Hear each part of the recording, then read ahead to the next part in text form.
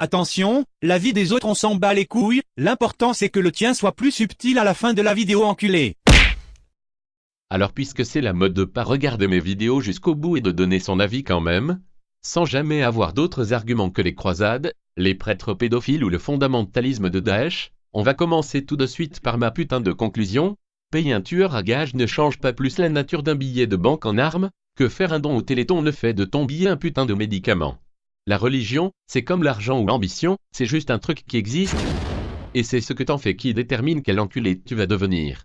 Tu peux tout de suite arrêter d'écrire ton commentaire de J'en pense, car je vais t'expliquer que je m'en bats les couilles de ton avis sur la question. Tu peux pas critiquer quelque chose qui dure depuis des milliers d'années avec ta culture à 2 centimes qui date d'avant-hier, et si tu penses que relayer des arguments éculés suffit à faire de toi quelqu'un qui réfléchit, c'est que t'es encore plus con que je le pensais. Et je rentre à ma maison me scolariser. Donc oui, la religion, c'est le mal, le grand problème de la société moderne, l'hymne de la fin du monde, le connard de gros glaçons qui a fait couler le putain de Titanic. Ok, on a compris, j'en déduis donc qu'il suffit de supprimer la religion, et que tous les enculés qui ne croient qu'en eux, et qui ont abandonné les valeurs fragiles de la religion, sont des genres de messies du futur car ils ne sont plus pollués par des règles moralistes à la con.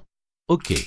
Mais au fait, depuis quand quelqu'un t'a pas cassé les couilles avec la religion, à part dans les attentats que t'as vus à la télé, et qui t'ont permis de te montrer aussi philosophe qu'un dessous des selles, non parce qu'il faut pas confondre la religion et les gens des religions, de la même manière que ça te ferait bien mal au cul qu'on confonde la France avec François Hollande.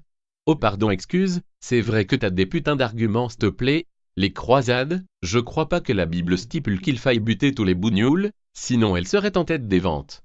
Les génocides, rarement perpétrés au nom d'une religion connard, mais plutôt au nom d'un communautarisme ou d'une idéologie.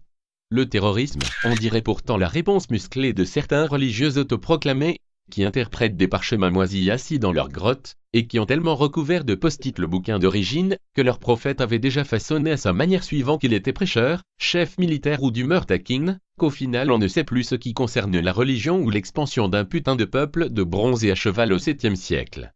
Si ça t'intéresse tu peux commencer par lire Marmoumaï non. Marmoumoamo non putain mais putain, c'est quoi ce nom qui vient de Namek? T'as qu'à le lire toi-même bordel. Ce type t'expliquera un tas de trucs, et entre autres à quel point foutre de la politique dans la religion met un bordel infini dans ta conscience à géométrie variable. Et moi tu vois, les religieux de l'environnement me cassent les couilles toute la journée avec leurs poubelles jaunes et leur tofu de posséder, mais c'est pas pour ça que je déteste l'environnement. J'aime juste pas qu'un barbu de 40 kilos qui porte encore des sarouels à 35 ans vienne me refourguer sa morale confortable de fragile qui passe sa vie à s'excuser. Tous ces ours polaires qu'on extermine pour en faire quoi? Des polaires? C'est pas plus écrit de voiler les femmes, de violer les chèvres, ou de toucher les gosses. Mais des putains de types le font quand même. Tout comme les évangélistes et les barbus racolent comme des tapins, parce que le capitalisme il est partout et que les religions ont une sacrée tendance à perdre des parts de marché. En fait, tu sais pas ce qu'est la religion, et tu nous emmerdes avec tes questions. Alors retiens ça, espèce d'enculé, la religion était à la base un moyen de maintenir la cohésion sociale et la paix par le biais d'un système de valeurs morales, et pour expliquer aux gens les trucs qu'ils pouvaient pas comprendre. En les manipulant peut-être un peu, mais pas plus que toi quand tu manipuleras un peu ton gosse en lui faisant croire au Père Noël.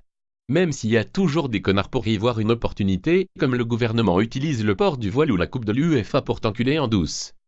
On y croit ou non, mais le concept de Dieu permet d'apporter un truc supérieur à l'homme, que par définition l'homme ne peut pas atteindre. Pensez que l'être humain, soumis à ses passions et à ses failles, corruptible et malheureux dans sa vie courante, qui va crever un jour la gueule ouverte comme le dernier des Togolais, peut s'ériger en gardien des valeurs morales altruistes sans avoir aucun absolu, c'est lui faire trop de confiance bordel. Blablabla, si tu penses que l'être humain a besoin de la religion pour fabriquer un système de valeurs, c'est que tu détestes les êtres humains, blablabla. Mais moi j'ai beau aimer l'être humain, et même toi enculé, je te fais pas confiance pour être autre chose qu'égoïste en priorité, quand toute la société te demande d'écraser tout le monde pour devenir Amin Morito et te faire interviewer par Jérém Star dans sa baignoire de Tarlouse, ce serait me tirer une balle dans la tête.